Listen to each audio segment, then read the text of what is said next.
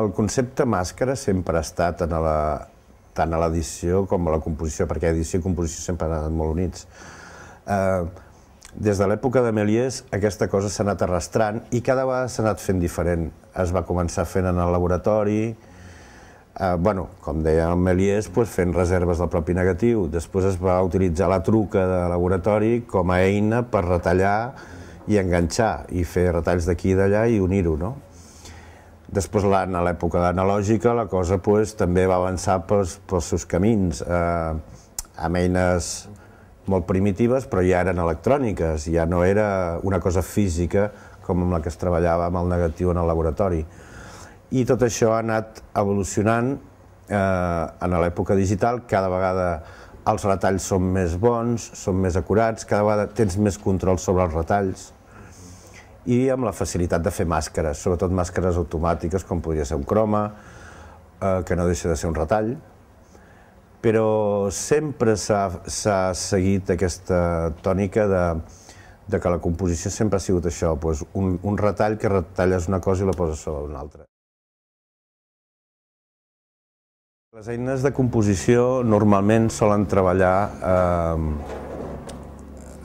així com les d'editatge, solen treballar més en horitzontal, les de composició solen treballar més en vertical i normalment treballen per capes, evidentment, i les capes solen ser eines que fan coses, no? O sigui, tu pots tenir un plànol i vols tocar-lo de color, aleshores li afegeixes una capa nova, que és un corrector de color, ho toques de color i allà ja tens una capa. Les capes és una guerra que han tingut tots els creadors de softwares de composició fins ara, i és una guerra que segueix, que jo diria que ja està bastant superada. Hem de pensar que en el Harry no hi havia capes. Cada vegada que volies fer alguna cosa havies de rendejar tot el clip que contingués un efecte X, ja sigui una correcció de color, com un moviment, com pintar-hi alguna cosa sobre, com posar unes lletres, s'havia de rendejar tot, guardar-ho en un disco, tornar-ho a capturar i fer-li una altra cosa. O sigui, les capes eren manuals, d'alguna manera, o sigui, era una capa. Després va sortir l'Editbox, que ja et permetia treballar amb 2 o 3 o 4.